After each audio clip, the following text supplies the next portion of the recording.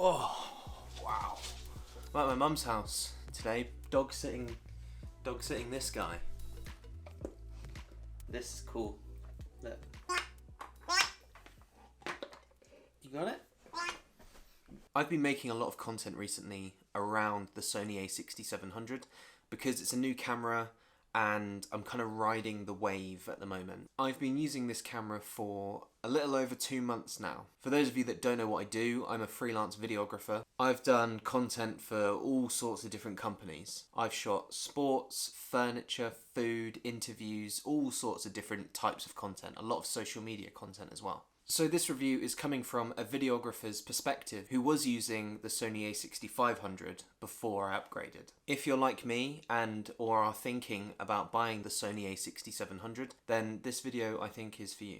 Hopefully this video will help you. I'm not being paid to say anything and I bought the Sony a6700 with my own money. I'll also be showing you footage throughout this video from the a6700 and I'll also do my best to try and keep this as short and as to the point as I possibly can. I do have bullet points for me to go over, but other than that I have not scripted this video. So I do apologise if I miss anything, I'm doing my best. So let's dive straight in. The first point on here is build quality. The build quality of this camera is awesome. I think that it's pretty much similar to the previous a6000 range cameras, but it's just that little bit better. It is of course heavier because you've got a newer battery and we'll get to that in a bit. But overall I would say the build quality of this camera is brilliant. Button layout. I love the new button layout. I think that it is great. It's very similar to the previous cameras, however they've made a few key changes which I think make it so much better. And that is they've moved the recording button to the top, which is great because it's a lot less awkward to press. And also the dial on the grip I find really helpful as well because that is what controls my shutter speed. That's what I've set it to. I also love the fact that you can now switch between photo mode, video mode and S&Q mode. I think that's really helpful and it's just overall it's just brilliant. Flip LCD screen. The flip out LCD screen is great. I've not had any issues with it. I love that it's touchscreen. I love that it's bright. I guess I'm not one to complain about it considering the last camera I had, the 6500, didn't have a flip out LCD screen. So, you know, this is perfect for me. This is great. This is everything I could want. And the fact that it's all completely touchscreen as well just makes life so much easier. Interface.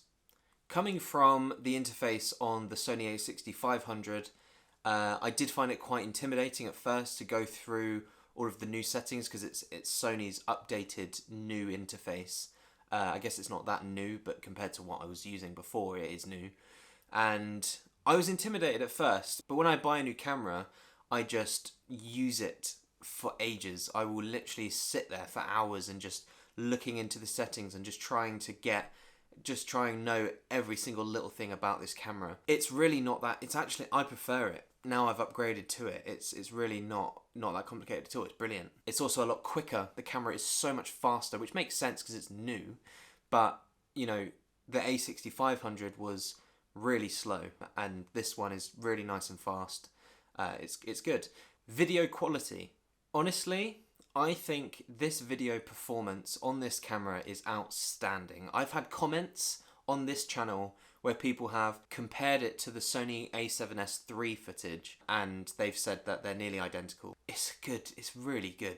The camera quality on this camera is amazing. I'm filming on it right now with the Sigma 16mm f1.4. I had worked with S-Log before, but not much because on the 6500 you don't shoot S-Log really. You can, but it's better to not shoot S-Log. I made a whole cinematic settings video about the Sony a6500, so if you are interested in that, you have an a6500 and you want to know the best settings, video settings for it, then check that video out. I'll put another card up somewhere or I'll put it in the description. The 4K 60 is unbelievable. It's just so amazing. I shoot S-Log 3 and S-Gorma 3 Cine. I think that's how you say it. I don't really know. I've also made a video about the best video settings for this camera, so check that out as well. Just loads of plugs.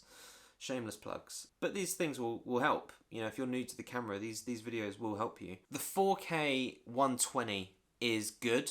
It's better than no 4K 120 for sure. It is quite noisy. You have to kind of have a lot of light to make it look okay.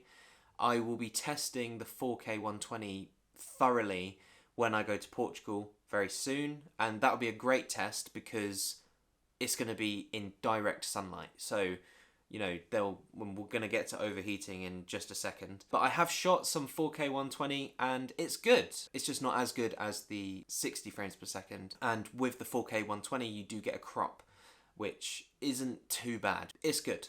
Overall, it's good. You know, I personally don't really ever have to shoot that much ultra slow motion like that. It's fine for me. Just get loads of light on it and it'll be fine. Low light, don't touch it. Maybe, I don't know really. I've never used it for low light. I feel like there's a thing here. I can't, it's in like the corner of my eye. I can just see a little thing. Stabilization. The stabilization on this camera is brilliant. Obviously it's going to be better if you have a lens that helps with stabilization. This one actually doesn't. As some of you do know, I absolutely love my handheld running shots. They're like my thing at the moment, and all of that is completely handheld. It's good. It's really, really good. And in these, I'm kind of deliberately shaking the camera to get that effect. So, you know, the in-body stabilization is brilliant. Get it on a gimbal, it's going to be brilliant. Get it with a stabilized lens as well as that, it's just going to be unreal. And then slow motion, no problems at all. Overheating. This is a big one. I've had a lot of people ask me if I've had any overheating issues with this camera. And I don't know if you'll believe me when I say I actually haven't. I've not had this camera overheat on me once in the entire 2 months that I've been using this camera for freelance work, for hobbies, for YouTube, which is kind of a hobby. I've not had it overheat once. I've had it, what I feel like, close to overheating. You know, I've touched the camera and it's been really freaking hot and I've been like, okay, maybe I should shut this thing off. But I've never actually had it physically overheat on me yet. That is not to say that it won't overheat. I'm not saying that this camera does not overheat, because obviously a lot of people have experienced overheating issues. But you've got to be realistic. I see a lot of videos where people are shooting 4K 120 for like 20 minutes. Like, are you really going to be doing that in real life? Maybe you are, but majority of you probably not. I've shot with this camera in direct sunlight and yeah, I've not had it overheat on me once. But I said, and I'll say it again, that's not to say that it doesn't overheat at all. I live in the UK, it's not that hot. If you're living in California and you're shooting weddings in the desert, you might have some issues. Battery life. I think the battery life is amazing. I am coming from the a6500, and when I shot with the a6500, I would charge my batteries up overnight. The first thing I do when I get to the location that I'm shooting in, I plug those batteries in and they are just constantly on charge, and I'll have to swap batteries out throughout the shoot. With this camera, it's completely different. I have bought extra batteries. They aren't Sony batteries, they're just ones from Amazon, which I will link below. They've been great. The only thing that I will say is that it takes a while to charge them up. I would say maybe like 2 to 3 hours, but I guess one battery lasts me a long time. I think on a really busy shooting day, I've had to change the battery once, maybe twice. Overall, battery life, brilliant. The Sony Creators app. Now, this isn't specifically for the a6500, but I'm just including it in this because, you know, it's good to know how it pairs with this app. The Creators app is an app made, I believe it's by Sony. I'm pretty sure it's by Sony.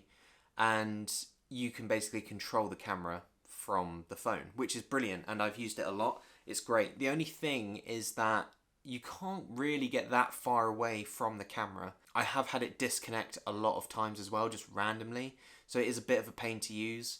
I use it quite a lot. It is good, but it just disconnects sometimes and it's just annoying, and I then have to reconnect it with the Wi-Fi, and it's just a pain in the ass. Photography. This camera, I would say, is really, really good for photography. It's a 26 megapixel camera, and I use it for photography for my freelance work as well. I'm more based as a videographer.